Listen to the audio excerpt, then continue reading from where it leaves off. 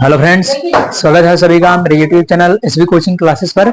और जैसे कि मैंने आपसे अपने पिछले वीडियो में क्वांटम संख्याओं के विषय में डिस्कशन कर लिया था, है ना। क्वांटम संख्याएं क्या होती हैं, उनसे संबंधित जितने भी सवाल हैं उन सभी का डिस्कशन आपसे कर लिया था, तो पूरी बात आपको क्लियर हो गई होगी।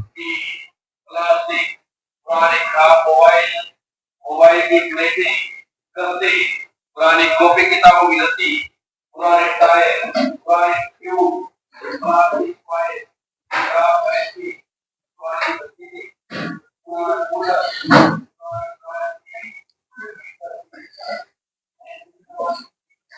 तो वहां पर आपको सारे टॉपिक क्लियर हो गए होंगे, है ना। अब उसके बाद क्या है, उसके जब आगे की ओर चैप्टर में बढ़ते हैं, है ना। देखिए चैप्टर भी आपके क्या है, यहाँ पर थोड़ा सा चैप्टर आपके बड़े हैं, है ना। 11th क्लास में सारे चैप्टर जो है लगभग बड़े हैं और इम्पोर्टेंट भी है, बेसिक क्लास है ना। इसलिए इसको भी सीखना भी बहुत जरूरी है। या आपको अदर कॉम्पिटेटिव एग्जाम्स में वो तो हेल्प करते हैं, जब तैयारी करते हैं जेई नीट वगैरह की, आईआईटी है, जेई है, नीट है, इन सभी एग्जाम्स की तैयारी करते हैं तो ये सब आपको बिल्कुल विधिवत आना चाहिए, है ना। यही सब प्रश्न आते हैं, ठीक है। तो चलिए देखते हैं उसके बाद अगला जो आपका टॉपिक रहता है वो आपका रहता है, सबसे पहले जो आता है तो उसमें मिलता है आपको पाउली एक्सक्लूजन प्रिंसिपल, पाउली का अपवर्जन नियम। हिंदी में कहते हैं पाउली का अपवर्जन नियम, है ना। लिखा हुआ है कि पाउली का अपवर्जन नियम या पाउली एक्सक्लूजन प्रिंसिपल कहते हैं इंग्लिश में इसको, ठीक है। अब देखिए पाउली ने अपने सिद्धांत में नियम में क्या बताया है ना। इन्होंने कहा था कि किसी भी परमाणु के लिए या किसी भी तत्व के लिए, है ना, किसी भी तत्व के दो इलेक्ट्रॉनों के लिए, एक तत्व है उसका विन्यास लिखिए, उसमें दो इलेक्ट्रॉन पकड़ लीजिए, है ना। उसके दो इलेक्ट्रॉनों के लिए चार क्वांटम संख्याएं जो होती हैं, है ना, NLMS, है ना। इन चार क्वांटम संख्याओं के मान हमेशा क्या होते हैं, भिन्न भिन्न होते हैं। अगर किसी भी कारण से या संयोगवश, इनफैक्ट कहते हैं इसको, है ना, इनफैक्ट यानी संयोगवश या किसी भी रीजन से, एनी रीजन कह सकते हैं ना। तो किसी भी कारण से या संयोगवश तीन क्वांटम संख्याओं के मान अगर एक समान हो जाएं तो फिर क्या होगा, वहां पर चौथी क्वांटम संख्या का मान अवश्य भिन्न होगा, वो कभी भी सेम नहीं हो सकता है। यानी चारों क्वांटम संख्याओं में अगर तीन का मान सेम भी हो जाए किसी भी कंडीशन से, किसी भी परिस्थिति से, लेकिन चौथी क्वांटम संख्या का मान क्या होगा, अवश्य डिफरेंट होगा, वो कभी मैच नहीं करेगा दो इलेक्ट्रॉनों के लिए, ठीक है। ये भी ध्यान रखना। अब उसके बाद देखिएगा, देखिए इसमें बताया क्या गया है, तो इसमें लिखना चाहें तो आप थोड़ा सा आगे बढ़ा करके ये लिख सकते हैं कि इस नियम के अनुसार या इस सिद्धांत के अनुसार, ठीक है। तो इस सिद्धांत के या इस नियम के अनुसार क्या बताया गया है, तो देखिए इसमें लिखा हुआ है ना। लिखा है कि किसी परमाणु के किन्हीं दो इलेक्ट्रॉनों के लिए चारों क्वांटम संख्याओं के मान समान नहीं हो सकते हैं। मेन स्टेटमेंट यही है ना, कि किन्हीं भी दो इलेक्ट्रॉनों के मान चारों क्वांटम संख्याओं के लिए एक समान नहीं हो सकते, ठीक है। यानी चारों क्वांटम संख्याओं का मान जब किन्हीं दो इलेक्ट्रॉनों के लिए लिखा जाएगा तो वो कभी एक जैसे नहीं होंगे। अब एग्जांपल लेंगे तो क्लियर करेंगे। आगे देखिए क्या लिखा, लिखा यदि संयोगवश, इनफैक्ट, एनी रीजन, किसी कारणवश भी लिख सकते हैं, ठीक है। यदि किसी कारणवश तीन क्वांटम संख्याओं के मान एक समान हो भी जाएं तो चौथी क्वांटम संख्या का मान अवश्य भिन्न होगा। तो कह रहा है कि जो चौथी क्वांटम संख्या है उसका मान क्या है, जरूर जरूर डिफरेंट हो जाएगा, वो कभी मैच नहीं करेगा। अब एग्जांपल लिया जाए तो समझ में आया आपको बात। चलिए एक एग्जांपल लेते हैं यहाँ पर। जैसे हमने ले लिया हीलियम, है ना, हीलियम ले लिया है। हीलियम का परमाणु क्रमांक 2 होता है। विन्यास जब लिखेंगे तो कैसे लिखेंगे, 1s2 ये होता है। अब एस बनाइए, एस कक्षा की है, इसमें कितने इलेक्ट्रॉन, दो इलेक्ट्रॉन, है ना। ये है, देखिए इलेक्ट्रॉन भरने का तरीका है, मैंने आपको बता भी रखा है, पीछे भी बताया था और आगे भी बताएंगे आप बाउ का नियम जब पढ़ेंगे, ठीक। तो यहाँ पर देखिए दो इलेक्ट्रॉन भर दिया, क्लियर है। अब यहाँ पर देखिए इसमें क्या करना है, अब इसमें आपको ये देखना है चारों क्वांटम संख्याओं के मान लिखिए। पहले इलेक्ट्रॉन देखिए इसमें कौन सा है, पहला इलेक्ट्रॉन ये है जो ऊपर की ओर बना है, दूसरा इलेक्ट्रॉन कौन सा है जो नीचे की ओर बना है। तो दो इलेक्ट्रॉन भरे हैं। अब इन्हीं दो इलेक्ट्रॉनों के लिए चारों क्वांटम संख्याओं के मान लिख करके देखना है आपको, है ना। तो चलिए लिख करके देखते हैं इनके। तो पहली क्वांटम संख्या क्या है, तो पहले इलेक्ट्रॉन के लिए, है ना, फर्स्ट इलेक्ट्रॉन, है ना, फर्स्ट इलेक्ट्रॉन के लिए कर रहे हैं। पहला इलेक्ट्रॉन कौन है, ये वाला ऊपर वाला, ठीक। तो इसके लिए n का मान देखिए कितना होगा, 1। देखिए एन कहाँ, एन कौन सी संख्या है, एन ये वाला मान जो यहाँ लिखा है ना, इस क्या करता है, कोष की संख्या को बताता है।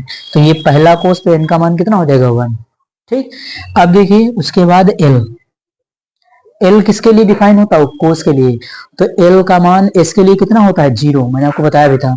तो एस देखिए यहाँ पर है, तो एल का मान कितना होगा, 0। ठीक, उसके बाद एम का मान, एम का मान कहां से निकालते हैं, तो एम का मान मैंने बताया था, एम हमेशा एस में क्या होता है, एस के लिए हमेशा, क्योंकि एस में एक ही डब्बा होता है, तो एम का मान एस के लिए हमेशा कितना होता है, 0। तो एम का मान कितना हो जाएगा, 0। ठीक, तो ये हो जाएगा 0। ठीक, ये 3 हो गए। चौथी क्वांटम संख्या है एस, एस का मान, अब देखिए एस क्या है, अगर इलेक्ट्रॉन ऊपर की ओर है तो प्लस हाफ, अगर नीचे की ओर है तो माइनस हाफ। ठीक, तो देखिए यहाँ पर इलेक्ट्रॉन पहला क्या है, ऊपर की ओर, तो यहाँ पर क्या लगेगा, प्लस हाफ। ये देखिए पहले इलेक्ट्रॉन के लिए चारों क्वांटम संख्याओं का मान हो गया। ठीक, तो इस वाले इलेक्ट्रॉन के लिए, अब इसके लिए करें, नीचे वाले के लिए। ठीक है, तो इधर लिख लेते हैं, है ना, दूसरे इलेक्ट्रॉन के लिए। ठीक, दूसरा इलेक्ट्रॉन कहाँ है, तो देखिए नीचे की ओर है। ठीक, तो n का मान क्या होगा इसके लिए, n का मान वही संख्या 1 ही रहेगा, ये देखें। ठीक है, उसके बाद s के लिए फिर l का मान लिखेंगे, तो l का मान कितना हो जाएगा इसके लिए, देखिए l का मान इसके लिए 0, m का मान भी कितना रहेगा, 0। ठीक, ये देखें, उसके बाद लास्ट में s का मान लिखते हैं, s का मान देखिए कितना होगा, ये इलेक्ट्रॉन कहाँ नीचे की ओर है, तो माइनस हाफ। ये देखिए लगा दिया इस पर पाउली का नियम। पाउली ने कहा था कि 3 क्वांटम संख्याओं का मान एक समान हो भी सकता है, लेकिन कभी भी चारों क्वांटम संख्याओं का मान एक समान नहीं होगा, किन्हीं 2 इलेक्ट्रॉनों के लिए। ठीक, देखिए 2 इलेक्ट्रॉनों के लिए मैंने निकाल के दिखा दिया, ये वाला मान सेम है, ये वाला मान सेम है, m का मान दोनों सेम है। ठीक है, s का मान प्लस हाफ, s का मान माइनस हाफ, यही डिफरेंस हो गया। देखिए s का मान बदल गया। ठीक है, तो इस तरीके से आपको क्या करना है, ध्यान रखना है। ठीक है, ये देखिए करवा दिया। अगर कोई एग्जांपल लेना चाहे दूसरा, तो दूसरा देखिए एग्जांपल मैं और बता देता हूँ आपको। जैसे एग्जांपल नंबर 2 है ना, कार्बन लिखा 1s2 2s2 2p2। ये देखिए इस बार हमने क्या किया, पी वाला ले लिया। चलिए पी बना लीजिए। पी में कितने डब्बे होते, 3, एक इलेक्ट्रॉन यहाँ, एक इलेक्ट्रॉन यहाँ।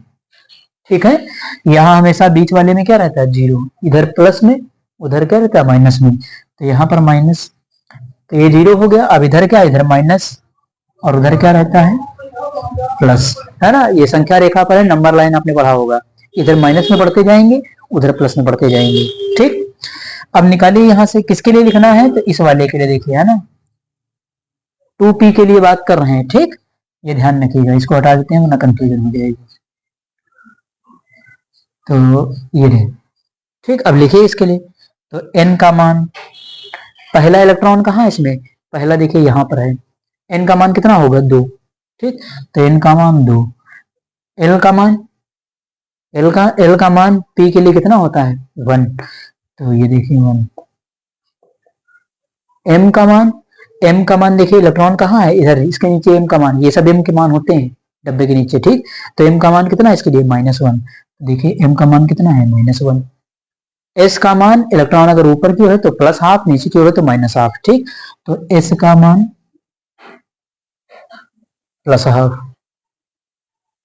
ठीक है, तो ये देखिए पहले वाले, इस वाले इलेक्ट्रॉन के लिए चारों क्वांटम संख्याओं के मान निकाल लिए। ठीक, उसके बाद इस वाले इलेक्ट्रॉन की बात करते हैं, दूसरे की, है ना। तो अब सेकंड वाले की बात करिए, इसके लिए चारों क्वांटम संख्या लिखे, तो वही n का मान कितना रहेगा, n का तो मान बदलने वाला है नहीं, 2। l का मान यहाँ भी p ही है, तो ये कितना हो जाएगा, 1। m का मान, इस बार देखिए m का मान बदल जाएगा, दूसरा इलेक्ट्रॉन कहाँ, ये देखिए इसके नीचे ये मान कितना है, 0। तो इस बार यहाँ पर मान कितना हो गया, 0। और यहाँ भी इलेक्ट्रॉन क्या है, ऊपर की ओर, तो यहाँ पर कितना हो गया, प्लस हाफ। ये देखिए मिला लीजिए, 3 क्वांटम संख्याओं का मान समान हो सकता है, लेकिन चारों का कभी भी नहीं होगा। चेक कर लीजिए, इस बार m का मान देखिए क्या है, डिफरेंट हो गया, अलग अलग, इसमें -1 आया, इसमें 0 आया, बाकी तीनों का सेम है। मिला लीजिए, यही है पाउली का नियम, किन्हीं 2 इलेक्ट्रॉनों के लिए चारों क्वांटम संख्याओं के मान कभी भी एक समान नहीं हो सकते। संयोगवश किसी कारणवश तीन क्वांटम संख्याओं के मान एक समान हो भी जाएं, लेकिन चौथी क्वांटम संख्या का मान अवश्य भिन्न होगा। यह है पाउली एक्सक्लूजन प्रिंसिपल, पाउली का अपवर्जन नियम। ठीक है, तो आप इसका स्क्रीनशॉट ले लीजिए, फिर नेक्स्ट नियम का डिस्कशन मैं आपसे करता हूं। तो चलिए अब उसके बाद देखते हैं नेक्स्ट आपका प्रिंसिपल जो है वो है हुन्स रूल, है ना, यानी इसको हुन्स रूल ऑफ मल्टीपल, है ना, ये कहते हैं बहुलता का नियम भी कहते हैं इसको।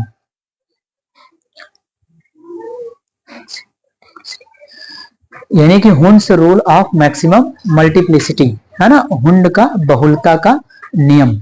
ठीक है, और ये इलेक्ट्रॉनों की बहुलता होती है इसके अंदर, ये बताया जाता है ना। तो वो तो इंग्लिश में बात हो गई, हिंदी में हुंड का नियम है कहते हैं इसको। ठीक है, हुन्स रूल लिखा हुआ। अब देखिए हुंड ने बताया क्या था, इसके अंदर इन्होंने बताया था कि जब आप किसी भी कक्षक के अंदर इलेक्ट्रॉन भरते हैं, है ना, तो जब तक कि उस कक्षक के जितने भी डब्बे होते हैं, है ना, जितने भी उसके अंदर डब्बे होंगे, उन सभी डब्बों में जब तक एक एक इलेक्ट्रॉन ना हो जाए, यानी जब तक एक एक इलेक्ट्रॉन सब में आप भर नहीं लेते, तब तक कि आप उसमें पेयर्ड नहीं कर सकते हैं, डबल नहीं कर सकते उसके अंदर। ये हुंड का नियम है। देखिएगा ध्यान से इसको। लिखा है कि किसी उपकोष के कक्षक के इलेक्ट्रॉन तब तक युग्मित नहीं होते जब तक कि उपकोष के प्रत्येक कक्षक में एक एक इलेक्ट्रॉन पहुंच नहीं जाता है। तो कह रहा है जब तक कि उस कक्षक के प्रत्येक, यानी उस उपकोष के प्रत्येक कक्षक में एक एक इलेक्ट्रॉन पहुंच नहीं जाएगा, तब तक आप उसको युग्मित नहीं कर सकते।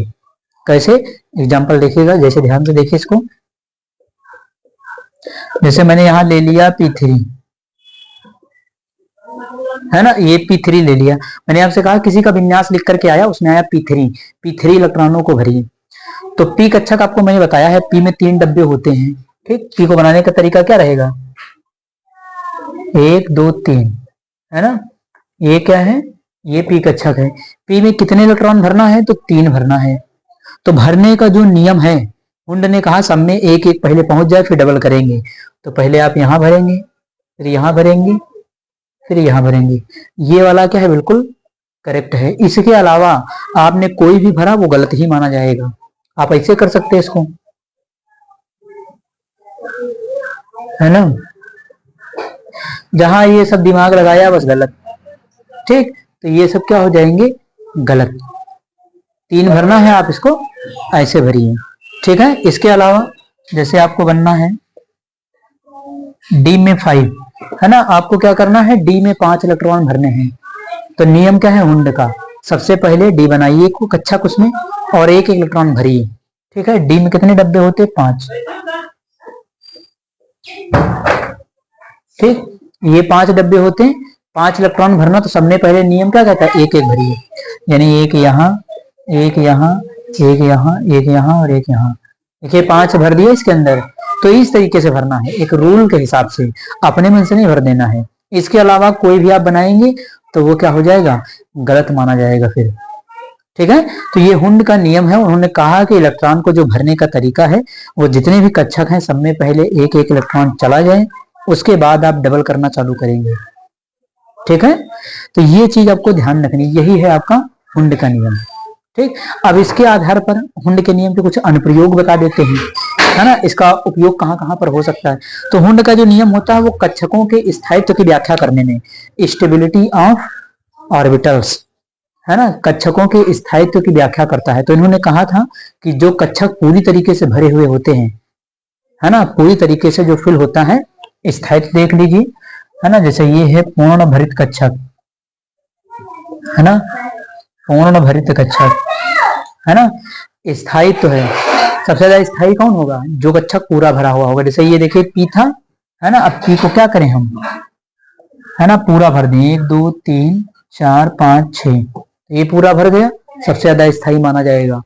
ठीक, उसके बाद उससे कम कौन होगा, अर्धभरित, है ना, अर्ध भरित कक्षक। अर्धभरित का मतलब आधा, है ना, आधा। जैसे P ही ले लें, 1 2 3। ठीक, तो अर्धभरित कक्षक। उसके बाद लास्ट में जाएगा अपूर्ण,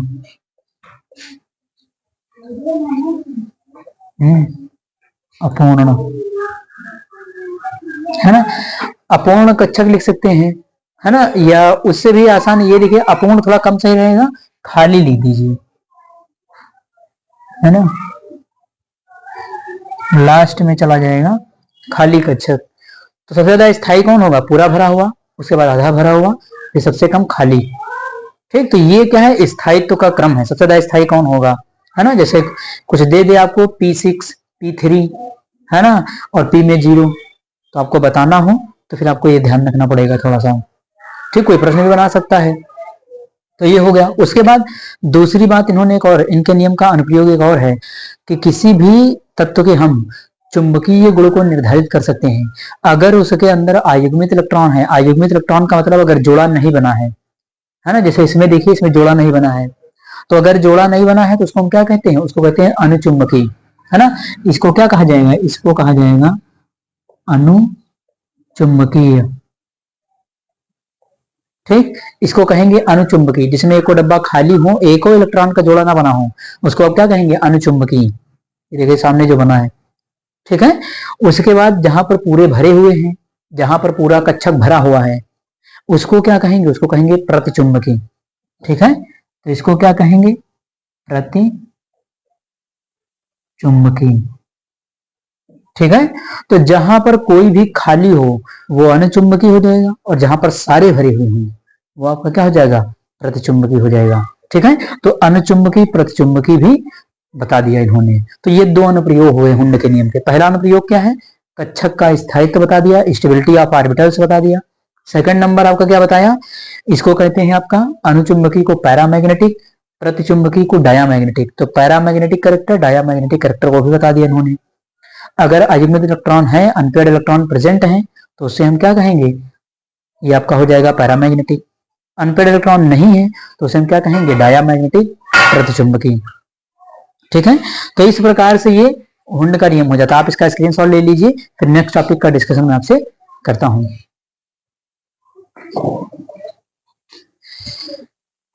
चलिए, तो अब डिस्कशन कर लेते हैं यहाँ पर आपका आफबाउ प्रिंसिपल, है ना, आफबाउ का नियम।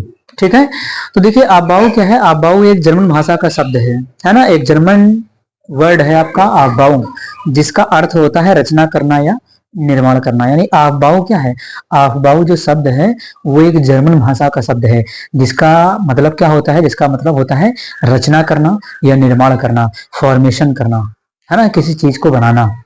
ठीक है, तो आफबाउ ने एक रूल बनाया था, निर्माण किया था, फॉर्मेशन किया था, है ना, इसीलिए उनका ये नियम दिया गया है। तो देखिए इसमें क्या बताया गया है, आफबाउ के नियम में कहा है कि विभिन्न कक्षकों में इलेक्ट्रॉनों का प्रवेश उनके उपकोषों की ऊर्जा की वृद्धि के अनुसार होता है, और इलेक्ट्रॉन एक एक करके ऊर्जा के बढ़ते क्रम वाले उपकोषों में प्रवेश करते हैं, है ना। तो इन्होंने कहा था कि जो इलेक्ट्रॉन है आपका, है ना, जो आप परमाणु में इलेक्ट्रॉनों को भरते हैं, किसी तत्व के अंदर इलेक्ट्रॉनों को भरते हैं, तो वो विभिन्न उपकोषों की, जो उपकोष होते हैं 1s 2s 2p ये सब पढ़ाया आपको, उन उपकोषों की ऊर्जा के अनुसार क्या करते हैं, वो आपके कोष के अंदर प्रवेश करते हैं इलेक्ट्रॉन। जैसे जैसे सबसे पहले कम एनर्जी, उससे ज्यादा एनर्जी, उससे ज्यादा एनर्जी, तो एनर्जी के एक इंक्रीजिंग ऑर्डर में, एक बढ़ते हुए क्रम में क्या करते हैं, इलेक्ट्रॉन प्रवेश करते हैं। ये है आफबाउ का नियम कि जो इलेक्ट्रॉन होता है आपका वो ऊर्जा के बढ़ते हुए क्रम में विभिन्न उपकोषों में प्रवेश करता है। ठीक है, तो ये तो हो गई बात एक फैक्ट वाली कि जो इसकी परिभाषा दी जाती है। अब देखिएगा यहाँ पर स्क्रीन पर एक आपके, ठीक है, तो ये हो जाएगा। उसके बाद आगे देखिए फिर स्क्रीन पर एक डायग्राम आया है, इसको देख लीजिए। यहाँ आपको आफबाउ का नियम दिखाया गया है बाकायदा, इसमें देखिए क्या बताया गया है। तो देख लीजिए यहाँ पर आपको कलरफुल दिखाया गया है ना, N1 N2 N3 N4 N5 6 7 8 सब दिखाए गए। N क्या है, N है प्रिंसिपल क्वांटम नंबर, है ना, मुख्य क्वांटम संख्या है। कौन, स्मॉल n, जो आगे लिखी है। ठीक, अब देखिए इसमें घुमा करके आपको दिखाया गया है ऐसे, ये ऊर्जा का बढ़ता हुआ क्रम दिखा रहा है। पहले कौन आएगा, 1s, फिर 2s, फिर 2p, है ना, फिर 3s, फिर 3p, फिर 4s, फिर 3d, 4p, है ना, देख लीजिए येलो है ना, और उसके बाद आपका ब्लू है, फिर पिंक है, और दो चार इसमें एक दो ग्रीन भी है ना। तो ये ऑर्डर दिया गया है, सांप सीढ़ी के जैसे ऐसे ऐसे आता गया है, ऐसा ऐसे आता गया है। तो आपको इसमें एरो दिखा रहे किधर से किधर जाना है, ठीक है, इसमें आपको एरो दिखा रही है कि आपको किधर से किधर की ओर जाना है। तो ये अबाउ ने अपना नियम बनाया है। ठीक है, इंक्रीजिंग ऑर्डर ऑफ विभिन्न ऑर्बिटल्स का, ठीक है, या विभिन्न सबसेल्स का। ठीक, तो आप क्या करिए, इसका स्क्रीनशॉट ले लीजिए। चलिए, तो आपने इसका स्क्रीनशॉट लिया होगा। अब यहाँ पर देखिए, उसी ऑर्डर को अगर मान लिया उसमें याद रखने में दिक्कत आती है तो आप इसको ऐसे याद रख सकते हैं। देखिए मैंने लिख दिया है 1s 2s 2p 3s 3p 4s 3d 4p 5s 4d 5p 6s 4f 5d 6p 7s 5f 6d 7p। देखिए ये सारे आपके क्या हो गए, उपकोष। यहाँ पर सारे क्या लिखे हैं, इसके अंदर उपकोष लिखे हुए हैं। तो जितने सारे उपकोष थे वो यहाँ पर क्या है, आपके मेंशन है, वो सारे लिखे हुए हैं। अब थोड़ा सा क्या करना पड़ेगा, आपको इसको याद करना पड़ेगा। क्यों? क्योंकि जब आप इलेक्ट्रॉनिक कॉन्फ़िगरेशन लिखेंगे, इलेक्ट्रॉनिक विन्यास, है ना, तो आपको इलेक्ट्रॉनों को इसी ऊर्जा के बढ़ते हुए क्रम में क्या करना है, प्रवेश करवाना है। तो इसलिए थोड़ा सा इसको आप याद रखेंगे, है ना, किसी भी तरीके से आप इसको याद कर सकें, है ना। जैसे कुछ लोग बताते हैं कि ऐसा उसमें जो है एस सी सी, है ना, या एस एस पी, है ना, उसके बाद एस डी पी एस, है ना, इस तरीके से। तो कुछ भी आप इसको ट्रिक लगा करके याद कर सकते हैं। देखो थोड़ा सा बहुत याद होगा, पूरा नहीं याद करना है, लेकिन आपको थोड़ा सा क्या करना है, ये 7s 5p वगैरह तक याद कर लेना है। क्योंकि जब आप लेंथेनाइड एक्टिनाइड, जब ब्लॉक के तत्वों का विन्यास लिखते हैं तो बहुत ज्यादा आ जाता है उसमें, है ना। ये बड़े बड़े जब परमाणु क्रमांक वाले विन्यास लिखते हैं तब आपको फिर ये पूरे की आवश्यकता पड़ेगी इसको। ठीक है, तो ये मैंने ऐसे ऑर्डर बना दिया है, और आप चाहें तो उससे, जिससे आपको आसान लगे आप उसको याद कर सकते हैं। मैंने डायग्राम दिखाया था उससे याद कर सकते हैं, या फिर इसे याद करना चाहें तो इससे याद कर सकते हैं। अब इसमें भरना कैसे होता है, तो आपको पता है जहां पर एस लिखा है, एस में 2 इलेक्ट्रॉन भर सकते हैं, अधिकतम 2 भर सकते हैं, 2 से ज्यादा नहीं हो सकते। जहां जहां इसमें पी लिखा है, ठीक है, जहां जहां पी लिखा, पी में 6 इलेक्ट्रॉन से ज्यादा नहीं भर सकते, कम हो सकते। जहां जहां डी लिखा, डी में 5 डब्बे होते हैं, तो डी में कितने, 10 इलेक्ट्रॉन भर सकते हैं, 10 से ज्यादा नहीं हो सकते। एफ जहां जहां पर लिखा है, एफ में 7 डब्बे होते, 14 इलेक्ट्रॉन अधिकतम भर सकते हैं, तो 14 से ज्यादा नहीं हो सकते, 14 से कम हो सकते हैं। ठीक है, तो इस प्रकार से आपको याद रखना। अब ये जो ऑर्डर बनाया है उसके लिए भी अबाउ ने एक रूल बनाया था, n+l रूल, है ना, n+l, है ना, छोटी सी बात है, क्या है, n+l। ये रूल के हिसाब से इन्होंने विभिन्न प्रकार के उपकोष को अरेंज किया है एनर्जी के इंक्रीजिंग ऑर्डर में, बढ़ते हुए क्रम में। ठीक है, तो आप क्या करिए, थोड़ा सा पहले इसका स्क्रीनशॉट ले लीजिए, वरना इसमें बहुत हाथ पौच हो जाएगा, है ना। आप इसको स्क्रीनशॉट ले लीजिए, फिर थोड़ा सा डिस्कशन में आपसे कर लेता हूं।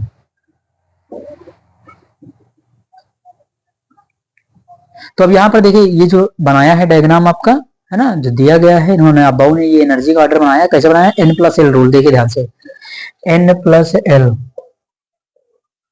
है ना, n+l। ये नियम ये कहता है अबाउ का, अबाउ ने इसमें ये बताया है कि जिसके लिए n+l का मान कम होगा वो पहले भरा जाएगा, जिसके लिए n+l का मान ज्यादा होगा वो बाद में आएगा, है ना। अब देखिए n क्या है, मुख्य क्वांटम संख्या, l क्या है, द्विवंशी क्वांटम संख्या, पढ़ाया है सब आपने। ठीक, तो n का मान देखिए, पहले अगर 1s की बात कर लेंगे, इसकी बात कर ले, है ना, तो ये देखिए कितना है, n का मान 1 है, l का मान कितना है, 0। तो इसके लिए n+l कितना होगा, 1+0, कितना आ जाएगा, देखिए 1 आएगा, होगा। इसी तरीके से इसके लिए अगर आप इसके लिए जोड़ेंगे तो n का मान देखिए कितना, 2 है, इसके लिए कितना होगा, 0।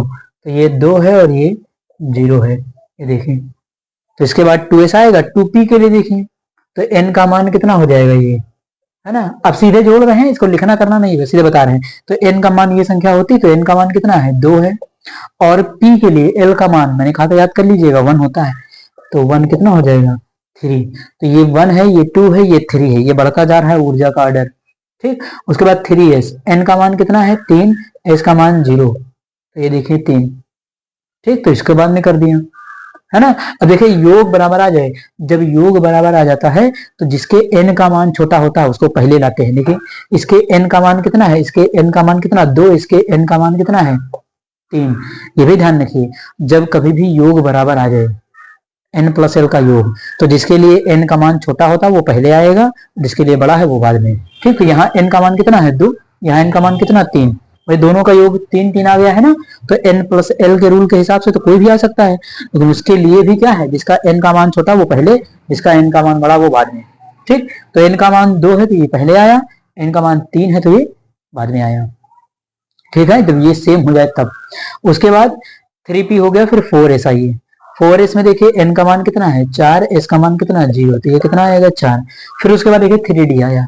अब यहाँ पर देखिए इसका मान n का मान कितना 3 और d के लिए मान कितना होगा 2। ठीक है, तो 3 और 2 कितना हो जाएगा 5। ये देखें, इसीलिए यहाँ पर देख लीजिए 4s पहले आया है 3d बाद में आया है, क्योंकि 4s के लिए जो मान आएगा वो 4 आएगा, यहाँ 4s के लिए मान 4 आएगा और 3d के लिए कितना आएगा 5, तो 4 वाला पहले आएगा 5 वाला बाद में आएगा, है कि नहीं, ये ध्यान रखना है। इसीलिए 4s पहले आया 3d बाद में आया। इसी तरीके से कई सारे आपको आगे मिलेंगे, जब पूरा विन्यास देखेंगे तो मैंने दिखाया है, उसमें आप क्रम चेक करिएगा, है ना, इस क्रम को देखिएगा पूरे क्रम को, तो कई सारे आपको आगे पीछे नजर आएंगे, तो वो इसीलिए होता है। n प्लस एल का मान जब समान आ जाएगा तो n का छोटा मान जिसके लिए वो पहले आएगा और जिसके लिए बड़ा है वो बाद में आएगा। ठीक है, तो ये थोड़ा सा आपको ध्यान रखना पड़ेगा, है ना। तो ये हो जाता है आपका अबाउ का नियम। देखिए कुछ एक्सेप्शन वगैरह होते हैं, लेकिन उनकी बात हम अगर आपसे सब नेक्स्ट वीडियो में कर लेंगे। उसके बाद विन्यास लिखाना, आपको विन्यास बताना कैसे लिखा जाएगा, है ना, जितनी भी बातें अन्य हैं उनका डिस्कशन मैं अपने नेक्स्ट पार्ट में आपसे करूंगा। तो उम्मीद करता हूं कि आज जो मैंने टॉपिक आपको पढ़ाया है, पाउली का नियम, वुंड का नियम, है ना, और ये अबाउ प्रिंसिपल, ये समझ में आया हुआ होगा। और अगर चैनल पर नए हैं तो चैनल को सब्सक्राइब करिए, वीडियो को लाइक करिए और शेयर करते रहिए। तो चलिए फिर पढ़ाई करते रहिए, मिलते हैं नेक्स्ट लेक्चर में। Thanks for watching this video.